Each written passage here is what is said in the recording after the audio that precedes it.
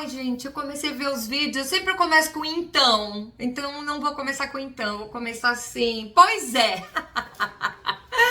Pois é, porque na verdade eu acho que o então é uma colocação que você põe quando o assunto é continuado. E como nós estamos no assunto continuado, que é o livro de Ezequiel, então por isso que vem o então. Mas vamos tirar o então vamos colocar assim, oi. Acho que vou começar com oi, dá certo.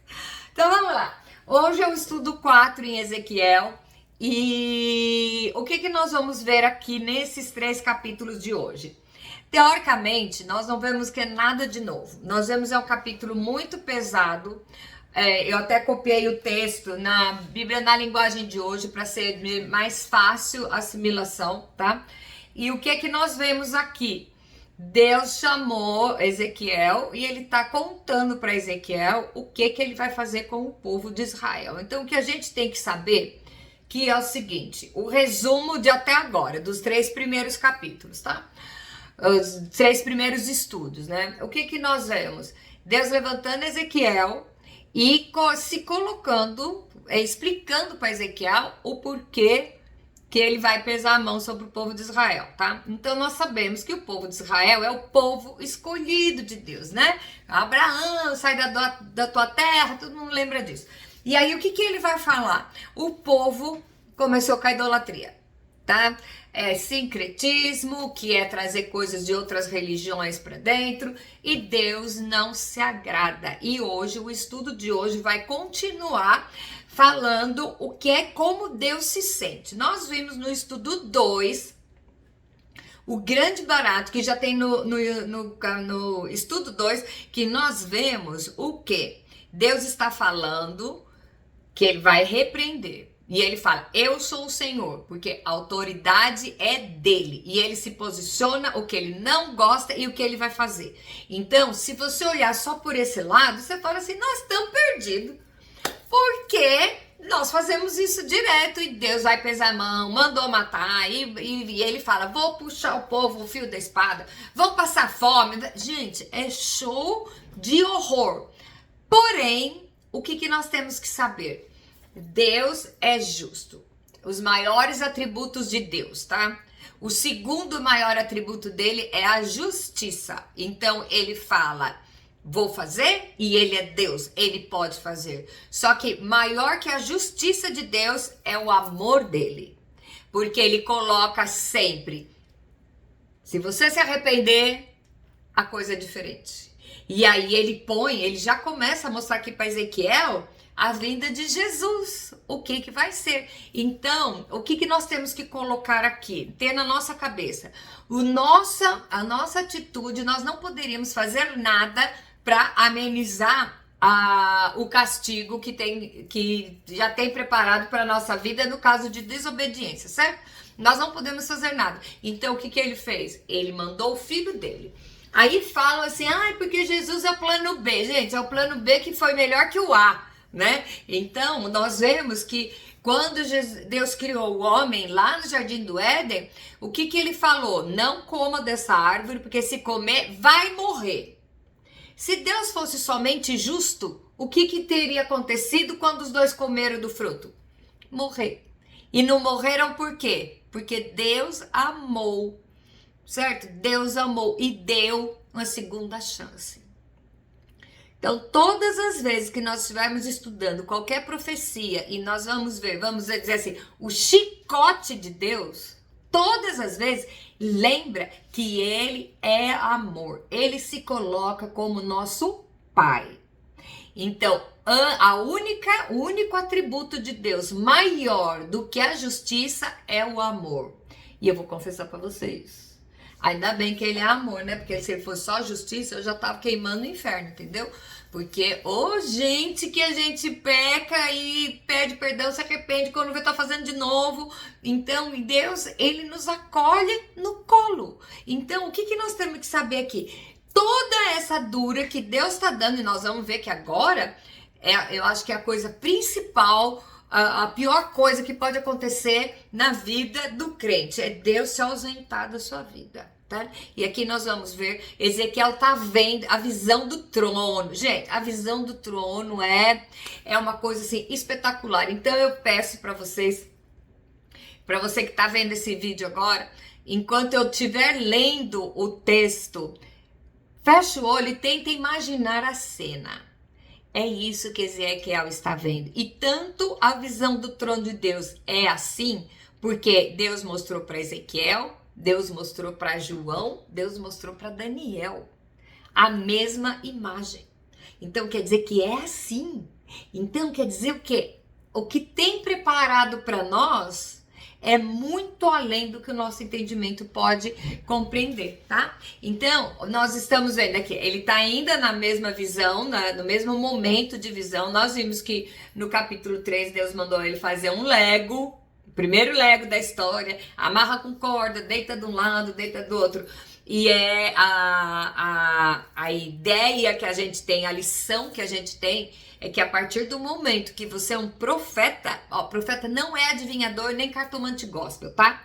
O profeta, ele tinha que passar na pele para poder explicar direito para o povo. Então, tudo o que ia vir sobre o povo, Deus mostrou para Ezequiel.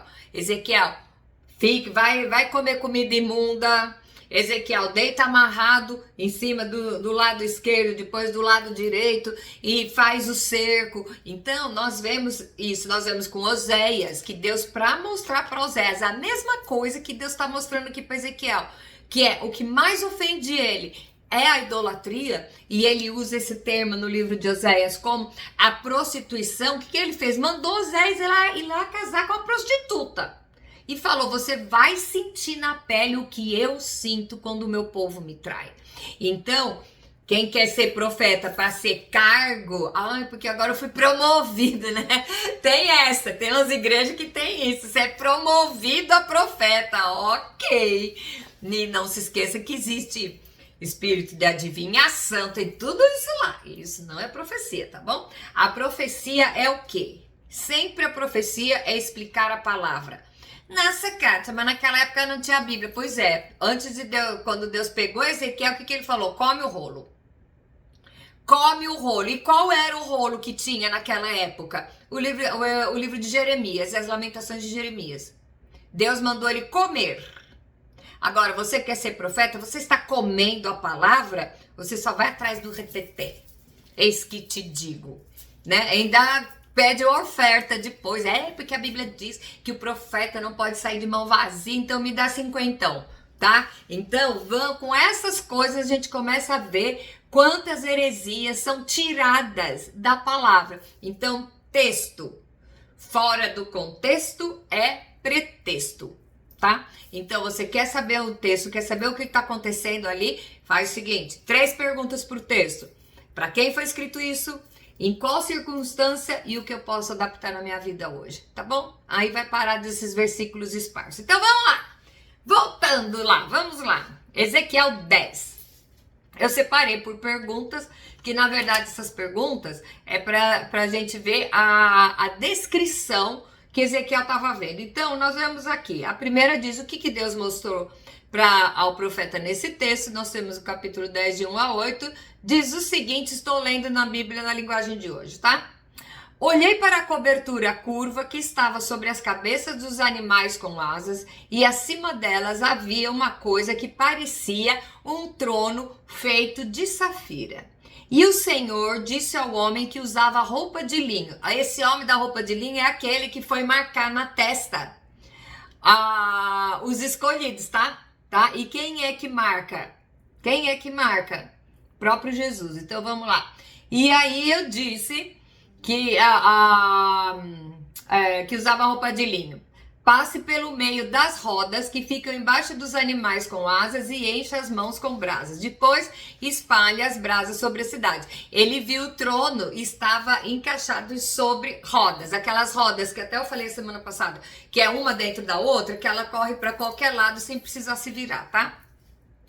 E eu vi o homem foi. Quando ele entrou, os animais com asas estavam ao sul do templo e uma nuvem encheu o pátio de dentro. E a glória do Senhor saiu de cima dos animais e foi para a entrada do templo. Então a nuvem encheu o templo e o pátio ficou brilhando com a glória do Senhor.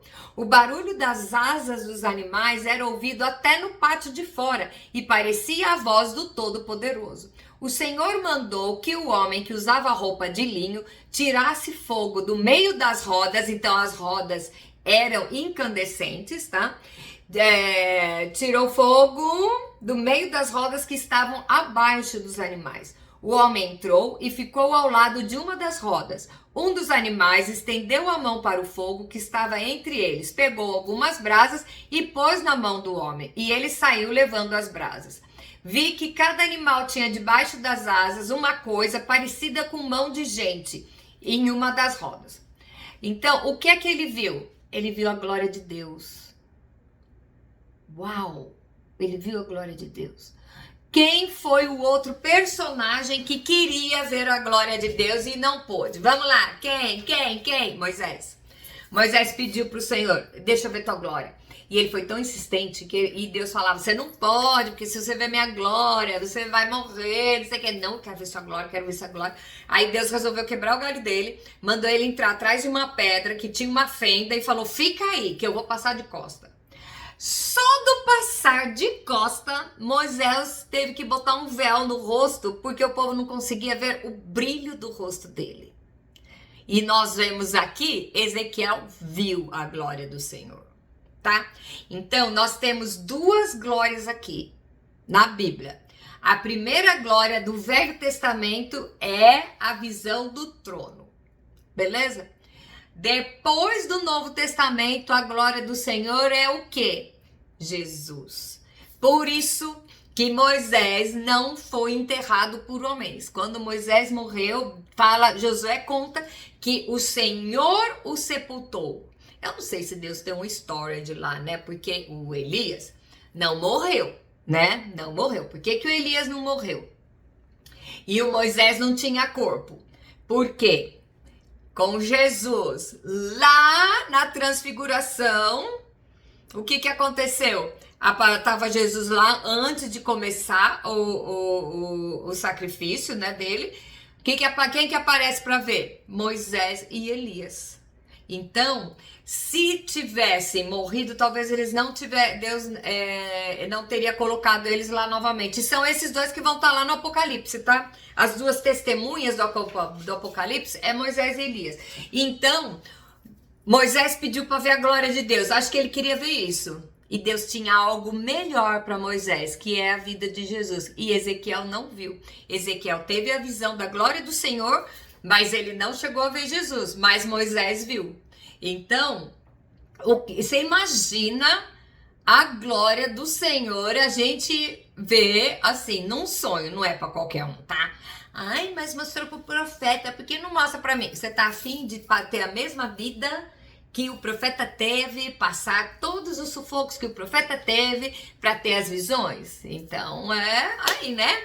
Ai, porque Deus fazia coisas para Abraão, Abraão, quanto milagre. Pois é, mas você tá afim de fazer o mesmo que Abraão fez? Chegar lá, amarrar seu filho e tá pronto para sacrificar o seu filho? Né? Bom, vamos lá. Pergunta 2. O que você entende dessa parte da visão? Então vamos lá. Também vi que ao lado de cada animal havia uma roda e as rodas brilhavam como pedras preciosas. Todos eram iguais e dentro cada uma tinha uma roda atravessada, aquilo que eu falei que é a roda dentro. Quando os animais andavam, as rodas iam em qualquer direção sem se virar. Todos eles iam juntos na direção que queria, sem terem que se virar. Os corpos dos animais, as costas, as mãos, as asas e as rodas estavam cheias de olhos. Por que estavam cheios de olho? Mostrando a onisciência de Deus. Nada passa escondido. Deus pode não estar te disciplinando, te corrigindo, mas ele está vendo, tá? Tem até um livro que fala assim, né? O que você faz quando ninguém está olhando? Pois é, dançou, porque Deus está olhando, tá? Bom. Então, os olhos eram para dizer que tem onisciência. Essas rodas eram as mesmas que eu tinha visto na primeira visão. Qual foi a primeira visão? Lá para trás. E aí ele vai falando, descrevendo os animais que tinham 4 faces e não sei o que, e eles voavam. Então, o que acontece aqui? A pergunta é assim, o que você entende dessa parte da visão? Ele começa a ver a onisciência de Deus, certo? E eram os mesmos animais que eu tinha visto lá na beira do rio do Quebrar. Então, aí o que vem aqui? 3. Então a glória do Senhor saiu da entrada do templo e parou em cima dos animais. Quando eu estava olhando, os animais cobriram as asas e abriram as asas e subiram da terra. E as rodas foram com eles. Aí pararam no portão leste do templo e a glória de Deus de Israel continuou em cima deles. Reconheci que esses eram os mesmos animais que eu tinha visto lá. Cada um deles tinha um monte de cara, as caras pareciam dos animais, ok, tá? Aí, Deus mandou que ele profetizasse contra quem? Nós vamos ver o capítulo 11, de 1 a 4, que o Espírito de Deus levou até o portão leste, e ali perto estavam 25 homens. No meio deles vi Jazanias, filho de Azur, e Pelatias, filho de Benaías. Os dois eram líderes do povo. Deus me disse, homem mortal, são estes 2 homens que fazem planos de maldade e dão maus conselhos na cidade. E eles dizem, logo vamos construir a casa de novo, a cidade é uma panela e nós somos como a carne lá dentro. Gente, o povo tem uns exemplos, né? Mas pelo menos estamos protegidos do fogo. Essa história de a carne dentro da panela é uma expressão regional. Então, o que está dizendo o quê? É a carne protegida pela panela. Então, isso era uma expressão da época. Assim como eu convivi com uma menina que ela era búlgara, ela era tradutora. E ela vinha a cultura dela, da Bulgária, o outro, a leste europeu, gente, cultura totalmente diferente. E um dia, eu não sei o que aconteceu, que alguém deixou a porta aberta. E ela virou e falou assim, nossa, o rabo do gato... Não, deixa o gato sem rabo entrar. Aí eu não entendi direito, porque o português era horrível, ela falava em espanhol comigo. Aí o que ela diz? Que na Bulgária, quando alguém entrava e deixava a porta aberta, é porque estava passando o rabo do gato. Por isso que a porta ficou aberta. Então, é uma expressão regional. Aí eu dei risada, ela falou, entrou. E lá é muito frio, né? Entrou e não fechou a porta, a gente fica achando que é o rabo do gato que tá tentando passar. Que o gato passou e o rabo era tão grande que não entrou ainda. Então, nós vemos isso, a expressão regional da história da panela, a carne dentro da panela, ok? Só que a pergunta é o quê? Deus mandou profetizar contra quem? A liderança. Aqui nós não estamos falando, aqui não tem ninguém falando do povo, os pecadores, dos prostíbulos, nada, é a liderança. E aí, qual foi a sentença de Deus sobre eles? E aí, o Espírito pegou e disse para ele, o povo de Israel, eu sei o que vocês estão falando e conheço os planos que estão fazendo. Vocês têm assassinado tanta gente nessa cidade. Portanto, eu, o Senhor, digo isso. De fato, essa cidade é uma panela. Mas a carne, o que é? São os corpos das pessoas que vocês mataram, mas eu expulsarei vocês da cidade. Vocês têm medo de espadas? Pois trarei homens com espadas para atacá-los. Levarei vocês para fora da cidade, entregarei na mão de estrangeiros, e eu os condenei à morte. E vocês serão mortos à batalha e do seu próprio país. Então todos ficarão sabendo que eu sou o Senhor. A panela protege a carne, mas essa cidade não os protegerá. Eu os castigarei aonde quer que vocês estejam na terra de Israel. Vocês saberão que eu sou o Senhor, vocês guardaram as leis das nações vizinhas, ao mesmo tempo quebraram as minhas leis e desobedeceram os meus mandamentos. E aí o que aconteceu com eles? Enquanto eu estava profetizando, Pelatias, filho de Benaías, caiu morto. Então me atirei no chão com o rosto encostado na terra e gritei, Senhor meu Deus, isso não. Será que vais matar todos os israelitas que sobrarem? O que ele pensou nessa hora? Vai matar toda a liderança. vai matar toda a liderança. Então, Deus não estava com piedade desse povo, porque eles continuavam se prostituindo. Eles continuavam com a idolatria. Nós vimos na aula passada tudo que tinha dentro do templo. Gente, até as mulheres comendo os corpos dos filhos mortos. E você viu o que o povo fazia? Tinha animais dentro do templo, estátuas de animais dentro do templo que estava sendo adorado. E aí você fala, como o povo é mau. Nós fazemos a mesma coisa quando nós permitimos que outros ídolos de outras nações, de outros povos, contaminem a nossa vida. Aí você vai falar, claro, eu nunca vou adorar um ídolo. Às vezes é tão sutil que você nem percebe. E nós vemos pessoas que têm ídolos. O que é o ídolo? O ídolo é aquilo que é o Deus, que é o que determina o seu comportamento. Então, não necessariamente é uma estatuazinha. Não, muitas vezes são coisas sutis que você idolatra na sua vida. E Deus não divide a glória dele com ninguém, tá? Ai, Cântia, mas esse livro é tão pesado. Cadê o amor de Deus? Então, você vai ver. Deus é amor, mas ele também é fogo consumidor, tá? Vamos lá. Que tipo de promessa que vem de Deus nesse momento? Ele fala, homem mortal, o povo que mora em Jerusalém está falando a respeito de você e dos seus patrícios. Os israelitas que foram levados como prisioneiros fora do seu país dizem, esses israelitas estão longe demais e não tem lugar para adorar o Senhor. Ele nos deu essa terra para nossa propriedade. Agora vá falar com seus patrícios que foram levados para fora do seu país e conte a eles o que eu estou dizendo. Fui eu que os mandei para longe, para o meio de outras nações e espalhei por outros países. Peraí. Então, o ataque da Babilônia, que foi lá para levar o povo exilado, então foi Deus que fez? Não foi o inimigo que se levantou na minha vida. Foi o Senhor que fez isso. Deus escreve a história. Nós vimos isso lá no último estudo de Daniel. Deus escreve a história. Então, nada que acontece no mundo sai do domínio de Deus. Ele que faz sim, ele que faz não, ele que diz que sim. Então, por pior que seja o momento que você está passando, Deus está no controle. Então, tem uma boa notícia, porque se você é filho amado, ele vai quebrar seu galho porque ele te ama, tá? Não vai deixar você sucumbir até o final, porque às vezes ele está nos corrigindo. Quantas vezes nós temos que orar? A Bíblia fala, orar pelos líderes, orar pelos reis. Quem constitui o rei é o Senhor, é ele que constitui a autoridade. Nossa, mas esse é terrível. Quem sabe é para eu aprender a orar pelo meu presidente, mesmo que eu não concorde com ele, eu tenho que orar, porque quem sabe se converte e muda, né?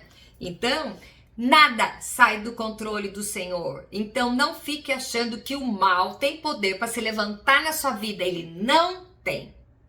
Por pior que seja a situação que você está vivendo, é com permissão de Deus. Então, em vez de você ficar batendo boca, vamos parar e pensar assim, Deus, então o que eu vou poder aprender com isso para trocar de fase, né? Vamos ser espertos, você vai querer ficar rodando em volta do monte por 40 anos, que nem o povo do deserto, que ficou rodando só porque... Gente, porque no deserto não tinha melão, nem cebola. O povo, para gostar de cebola e melão, ficaram murmurando e ficaram lá até trocar todo mundo. Foi o inimigo que se levantou? Não. Deus estava ensinando o povo, ok? Vamos lá. Então, ó, já aprendemos outra coisa. Para de murmurar, que senão você vai ficar dando volta em volta no monte. Vamos lá. E aí, o que acontece? Aí, por isso, versículo 17. Diga-lhes que eu, o Senhor Deus, estou dizendo, eu os buscarei dos países para onde espalhei e lhes darei de novo a terra de Israel. Uau! Deus está falando que foi ele que autorizou, foi ele que proporcionou o exílio, tá? E agora ele tá falando que vocês vão voltar. como povo, vão voltar. E nós vemos a restauração de Israel. E nós vemos, inclusive, que deve ter uns 70 anos mais ou menos. Foi em 1940 alguma coisa, que o Estado de Israel foi constituído novamente. Então Deus está falando, eu espalhei vocês, gente, eu espalhei na terra, é ótimo, porque todo mundo ficou achando que era o inimigo se levantando. Deus espalhou e falou, eu vou trazer vocês de novo. E darei um novo coração e uma nova mente. Tirarei deles o coração de pedra, desobediente, e darei um coração de carne, obediente. E assim eles cumprirão as minhas leis e obedecerão fielmente a todos os meus mandamentos. E eles serão meu povo, e eu serei o Deus deles. Mas castigarei os que gostam de adorar ídolos nojentos e praticar atos imorais. Eu os castigarei pelo que têm feito. Eu, o Senhor Deus, falei. Então nós vemos aqui a restauração de Israel. Mas de maneira nenhuma Deus diz que vai engolir a idolatria, tá? Ele até se refere como os ídolos nojentos. E agora nós vemos, eu acho que esse é a glória do Senhor, para onde foi? Então os animais com asas começaram a voar e as rodas foram com eles, e a glória de Deus estava em cima deles. Aí a glória do Senhor se afastou da cidade e foi parar sobre o monte que está ao leste dela. Na visão, o Espírito de Deus me levantou. De novo, vamos só lembrar, o Espírito Santo me levantou e me levou de volta até a Babilônia, onde estavam os prisioneiros. E aí a visão acabou. E eu contei aos que estavam no cativeiro comigo tudo que o Senhor havia mostrado. Você sabe o que aconteceu com o templo por causa da idolatria? A glória de Deus saiu de lá. Então, como a gente estuda a Bíblia para botar em prática, o que eu estou fazendo que vai fazer a glória do Senhor sair de cima de mim? O que eu estou fazendo? Tá? Nós vemos em Romanos 1, a pior coisa que pode acontecer para o homem é Deus abrir mão de você. É Deus falar assim, não vou mais me preocupar, deixar a própria sorte. Não é Deus que castiga, não, gente. Deus não castiga. Se ele tirar a mão protetora de você, você já começa a se ferrar. Por quê? Por quê? É o inimigo que se levantou. Nós somos maus. E quando você sai, você começa a trazer outras coisas para o templo, o tal do sincretismo, o que acontece? Deus não divide a glória dele com ninguém. Então o que ele faz? Ele saiu do templo. E eu acho que é a pior coisa que pode acontecer na vida de uma pessoa. É Deus abrir mão de você. E aqui nós estamos vendo até agora, desde o começo de Ezequiel, o que é que Deus está condenando? Idolatria. Olha como é sério a história da idolatria. Você chegar à conclusão que Deus abre mão de você.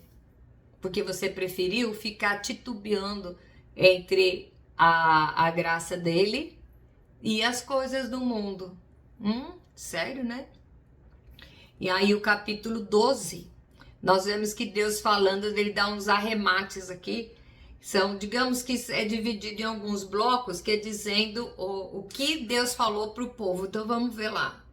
No 12, de 1 a 7, Deus falou assim, homem mortal, Ezequiel, você está vivendo no meio de um povo desobediente.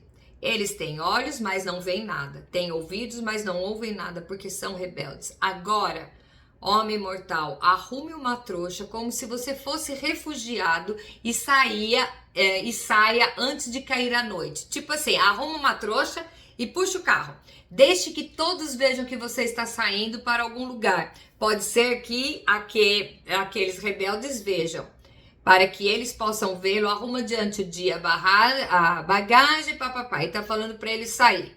E eu fiz o que o Senhor mandou naquele dia, arrumei a minha bagagem, como fosse um refugiado. E naquela tarde, quando estava escurecendo, fiz as minhas próprias mãos, o buraco na parede e saí. E eles me viram quando coloquei a trouxa nas costas e fui embora. Aqui, Deus está mostrando o exílio. O que ia acontecer no exílio. Então, o que? O profeta teve que fazer para poder o povo entender que eles iam sair da própria terra e da própria casa, tá bom? A segunda, na manhã seguinte o Senhor disse, homem mortal, esses israelitas rebeldes estão lhe perguntando o que você está fazendo. Agora diga o Senhor, essa mensagem é para o príncipe que governa Jerusalém para todo. Diga-lhes que o que você fez é um sinal daquilo que vai acontecer com eles. Serão refugiados e levados para o cativeiro. Deus nunca dá uma sentença sem avisar antes. Tá? Até na minha vida e na sua vida. Quando Deus vai te dar uma correção, Ele te avisa antes. Sabe para quê? Para você ter a oportunidade de mudar de ideia. De mudar o seu comportamento, tá bom? Então vamos lá. E aí, o príncipe que está governando será a sua trouxa nas costas do escuro e escapará, tá? Ele vai cobrir o rosto e não vai saber para onde está indo. Porque o povo foi exilado e aí cada um foi para um canto, né? A maior parte foi na Babilônia, depois o outro povo foi lá para Síria e dispersou. Mas eu também porei uma armadilha e o apanharei nela, aquele que está fugindo. Depois eu levarei para a cidade da Babilônia, onde ele morrerá sem chegar a vê-la. Espalharei em todas as direções os que vivem à volta dele. Isso está falando do príncipe, tá? Quando eu os espalhar entre outras nações, por países estrangeiros, eles ficarão sabendo que eu sou o Senhor. Deixarei alguns escaparem da guerra, da fome e das doenças, de modo que, lá no meio das nações, eles compreenderão o quanto as suas ações foram vergonhosas e reconhecerão que eu sou o Senhor. Uau! O outro fala, 17 a 20... E o Senhor falou comigo, homem mortal, trema de medo quando você comer e estremeça quando beber. Diga ao povo desse país que essa é a mensagem do Senhor Deus para a gente de Jerusalém, que ainda está vivendo na sua terra, o povo que está em Jerusalém. Quando eles comerem, estremecerão e beberem, terão de medo. Tudo que existe na terra deles será tirado, pois todos que vivem ali são gente violenta. As cidades que agora estão cheias de gente serão destruídas, o país vai virar um deserto. E aí eles ficarão sabendo que eu sou o Senhor. Gente, é muito interessante essa colocação. Eu sou o Senhor. Isso quer dizer assim, eu sou o dono de tudo. Sou eu o responsável. Sou eu que faço e desfaço. Todas essas coisas que Deus está mostrando para Ezequiel é só para deixar claro. Eu sou Deus. Qual a outra situação que nós vemos Deus falando, eu sou Deus? Lá em Salmo, aquietai-vos e sabei que eu sou Deus. Então aqui nós vamos ver um Deus justo, um Deus que está disciplinando o povo, e lá nos Salmos nós vamos ver o Deus, que ele é o Deus porque ele pode resolver o seu problema. Aquieta o seu coração e saber que eu sou Deus. Então a única coisa que ele quer é ser reconhecido como Deus soberano. Tá? Não existe própria sorte, não existe azar, não existe coincidência, não existe nada. Deus está no controle das coisas. O que você está passando hoje já estava escrito e tem algum porquê. Se não tem porquê, tem algum pra quê. Deus escreve a história. Ele é o Senhor, ok? Bom. 21 a 25 diz o seguinte, homem mortal, por que o povo de Israel repete esse provérbio? O tempo passa e as profecias não dão em nada? Gente, o povo era tão cara de pau que ainda questiona e burla das palavras do profeta, tá? Então vai, agora diga essa gente que eu, o Senhor Deus, penso a respeito disso. Eu vou acabar com esse provérbio. Ele nunca mais será repetido em Israel. Diga isso, o tempo chegou e o que foi dito está se cumprindo. Porque o povo estava dizendo, nossa, o profeta fala tanta coisa, mas isso não é nada. Quantas vezes você já ouviu falar? Nossa, né? Porque nós vemos o final do tempo está chegando, o apocalipse já começa a se cumprir, e se ouve o povo falando assim, nossa, não vai dar nada, o povo está esperando o Jesus voltar há tantos anos, não esquenta com isso não. E é isso que Deus está falando, você não dá bola para a profecia? Então agora o tempo chegou e o que foi dito está se cumprindo. Não haverá mais visões falsas, nem profecias enganadoras no meio do povo de Israel. Eu, o Senhor, falarei, e o que eu disser acontecerá. Não haverá demoras. Povo rebelde, vocês ainda estarão vivos quando eu fizer o que prometi. Eu, o Senhor Deus, falei. Gente, que duro é isso. Deus falando, levantou Ezequiel, até agora, 12 capítulos de Ezequiel, Deus colocando o quê? O resumo de tudo. Eu sou o Senhor. E o último bloco diz o seguinte: e o Senhor me disse, homem mortal, os israelitas pensam que as visões que você tem e as suas profecias são a respeito de um futuro que está longe. Por isso, diga a eles que eu, o Senhor Deus, estou dizendo, não haverá mais demoras. O que eu disse vai acontecer. Eu, o Senhor Deus, falei. E logo em seguida que teve o povo foi levado de exílio para a Babilônia, tá? Então você vê nos próximos capítulos, nos próximos livros, nós vemos o que aconteceu com o povo ali. Então, para pensar, depois de tudo isso aqui, o que é o mais importante para eu pensar na minha vida? O que eu posso fazer para a glória de Deus não sair da minha vida? Olha na sua vida. Olha lá no fundão. Faça um recall. Não precisa contar para ninguém, porque tem coisas que são tão íntimas que só você e Deus sabem. Então nem verbaliza, porque é uma notícia. O diabo não adivinha pensamento, mas ele escuta, tá? Então não precisa nem verbalizar. Mas pensa na sua conduta. O que você está fazendo que pode ofender a Deus de uma maneira que a glória se ausente de você. Hoje nós temos o Espírito Santo habitando em nós. Naquela época não tinha. Nós temos a descida do Espírito Santo. Lá no Pentecostes nós temos o Espírito Santo conosco, certo?